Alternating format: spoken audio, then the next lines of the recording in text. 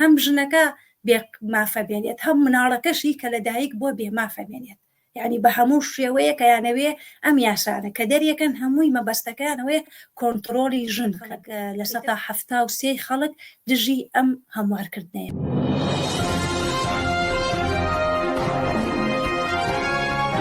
پێشەنگ دا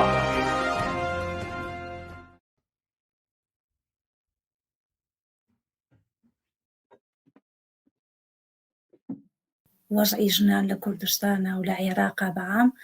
زۆر خراپە و ئەم یاسایە ئەگەر بچێتە پێشەوە لە پەرلەمان و دەنگی بۆ بدرێت ئەوە وەزعی ژنان زۆر خراپترەکەن و وەزعی ژنان و کچە. دوای 2023ەوە ڕەوتە ئاینیەکان و حزبە ئاینیەکان زیاد دەستیان بەسەر عێراقا داگیر کردووە و ئەیانەوێ بە هەر شێوەیە بێت ئەم مەرام و هینانەی خۆیان جێبەجێ بکەن لە عێراقا.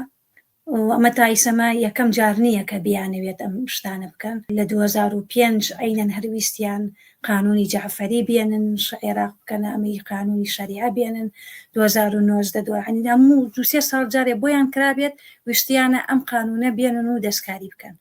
کە ئەمە لە کاتێکە ئەم قانونی باریکەسێتی کە هی ساڵی 1959 کە وەختی خۆی یەکێک بووە لە مۆدێرترین قانونەکان یاساکان لە وڵاتە عەرەبیەکە لە ساڵی 90ەکان ڕێکخراوی سەربەخۆی ئافرەتانمان هەبوو لە کوردستان کە ئێمە ئەو کاتە کارمانە کرد بۆ ئەوەی کە ئەم یاسای باریکەسێتیە کە هێشتا دەستکاری کە بگۆڕین هەمواری بکەینەوە بەرەو مۆدێرتر. یعنی ئەمە بەمەش ڕازی نەبووین کە وەختی خۆشی هەبوو کەچی ئێستا زۆر بەرەو خراپتریە بن. سێی ئەم ساڵ 2024 دەوڵەتی عێراقی ئاگادار کردوتەوە کە بەوەی کە ئەم ئامار کراوە کە لە 128 ئەو زەواجانەی کە ئەکرێت خوار تەمەن 18 ساڵ کە لە 128 و لە 122 ئەوانن کە هاوسەرگیریەکانێک کە لە محکەمە تەزیل ناکرێت لە 122 خوار 14 ساڵن. یعنی ئەم نامەیەکی نردووە دەوڵەتی عێراقی و پەرلەمانی ئاگادار کردەوە کابێ شتێک بکەن حەدێکدا بنێن بۆ ئەم کارە چکە ئەمە کارە ساتە ئەمە بەرەو پەرە ئەستێت کەچی لە دوای 5 مانگ ڕێکسیەی هەشت عێراق و دەسەڵاتی عێراق و پەرلەمانتار هەستا و نەجاتیەوی کارێ بکەن جوابی ئینزار ئاگادارکردنەوەکانی مناڵپارێز و مافی مرۆڤ بدەن کەچی هەستاون کارەکەیان وا لێ کردووە کایانەوێ بەعەکسەوە ینی ئەم ئیشە بکەن کایانەوێ بنمونە زەواجی خوار 15 ساڵ و خوار 14 ساڵ بێنن لە محکەمە ڕسمی بکرێتەوە لە جیاتەوەی ڕێگری لێ بکرێت 2-3 ساڵ پێشی سەشەگەر بیرتان هەبێت کە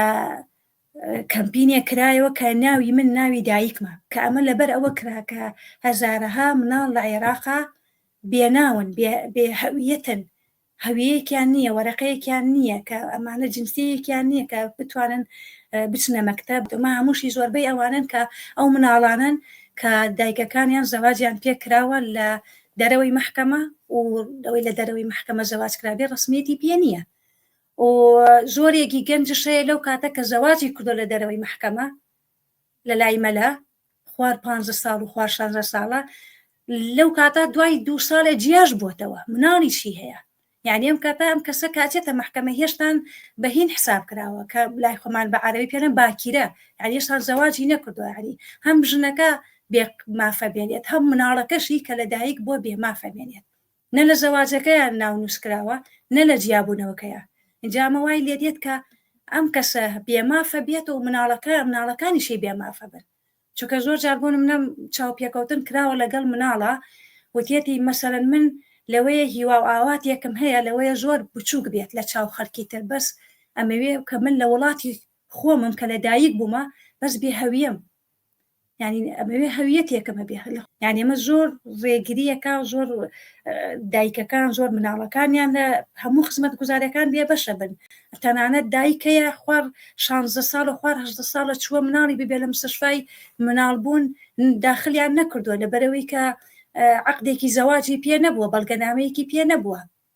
یعنی ئەم دایکە وای لێهاتە بچێتەوە لە ماڵ کەسێکی تر بێت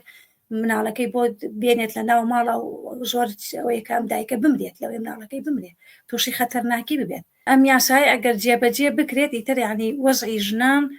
زۆر زۆر زۆر خۆی ئیستا خراپە بەرەو خراپتر ئەچێت مافی مناڵان مافی ژنان وای لێ دێکە ئەمە ڕێگە ئەدا بە ڕسمیەت بوونی اقتصابکردنی مناڵان ئەمە بۆ نمونە ئەوەی کە داعش کردوێتی کە ئەو هەموو مناڵە ئەو هەموو خەڵکەیانە برد و اقتصابیانیان نەکردووەمانەی سەوای لێ دێت بە ڕسمی لە عێراقا ڕێگەی پێ بدرێ وای لێ دێت کە عەقدێکی زەواج ئەگەر لە دەرەوە بکرێت مەلایەک بیکات بیبەن لە محکەمە و کاتە محکەمە تەصدیقی بکات و ئەترافی پێ بکات کە خوار هەژدەی و خوار چواردەشە ئەمە وای لێ دێت ئەو نووسینگانەی کە لە وەسەط و جەنوبی عێراقا هەیە کە بە ڕسمی دائیرەیان هەیە بۆ زەواجی مناڵان ئەم دائیرانەشە بێتە ڕسمی کە بازاری بەشەر کە مناڵی تیا استقلال بکرێ استقلالی جنسی تیا ئەکرێت بە ناوی شەرع و ئەیانەوێ بیکەن بە یاساش ئەنێ گەنجەیە لەوەی سووری ماگانەی لە 9 ساڵ بێت ئەوان کە بەوە حسابەکەن کە کچێک سووری ماگانەی هات دەستی پێکرد یعنیا معنە ئەم کچە ئامادەیە بۆ شوکردن ئەمەیە کارە ساتەکان کە وەلەو قانونەکە یاساکەشتی تری زۆر شیتایە هێشتا زۆر یەکلا نەبووەوە بە عەلەنیش باسییان نەکردو بەس وەکو کە باسەکرێ لە لای ئەمەی سنی زەواج عمری زەواج دەستکاری ئەکرێت ئەوەی کە مناڵ لە 9 ساڵ ئەمانە بدرێ بەش و یان لە خوار 9 ساڵی شەتوانێ کەسەکە بێوێ خۆشی خۆی لێ ببینێ ئارەزوو جنسیەکانی خۆی بێتێر بکات استقلالی مناڵ لە باری جنسیەوە و لە باری جیابوونەوە مافەکان تونترەکەنەوە و لە بواری بەخێوکردنی مناڵ حەزارەی مناڵی پێڵێ بەعەرەبی کە ئەگەر دایکەکە کە جیابێتەوە زیاتر کەوای لێکن کە بۆی نەبێ مناڵەکان لای دایکەکە بێت یعنی بە هەموو شێوەیە کە یانەوێ ئەم یاسانە کە دەریەکەن هەمووی مەبەستەکانەوەی کۆنتڕۆلی ژن بکەن یعنی ئەماکە لە باری سیاسەت و سەیریکەی زۆربەی سیاسەتەکان و محەللی سیاسیرە احتیمالە ئەم قانونە تێپەڕێنن و لە دەنگی پێ بدرێت بەس لە لایەکی کەشەوە کە لە عێراقا ئەحسائیە کراوە خەڵک لە 1970 خەڵک دژی ئەم هەموارکردنەیە دا ئەمەش لەلایەکۆ هەوارێکی خۆشە کە ئەکسەرێتی خەڵک لە عێراقا دژی ئەم هەموارکردنەیە بەپێی ئەوەی کە ئەم هەموو کار و چالاکیانە کە کراوە لەوەتی ئەم هەموارکردنە هاتۆتە پێشەوە ڕەسەن بۆ نمونە تەحالوفی 1970 کار و چالاکییان زۆر کردووە یعنی لە هەموو عێراقا وڵاتانی دەرەوەی وڵاتیان لێ ئاگادار کردێتەوە پەرلەمانی ئەوروپای لێ ئاگادار کراوەتەوە منەزەماتی مەدەنی لێ ئاگادار کراوەتەوە ئەمنیستی لێ ئاگادار کاتەوە هەمووی ئەمانە کاری جدیان کرد هەموویان نامەیان شناردووە بۆ دەسەڵاتدارانی عێراق کە ئەم کارە نەکات تەسەوڕەکەم بەرەی مەدەنیەت بیباتەوە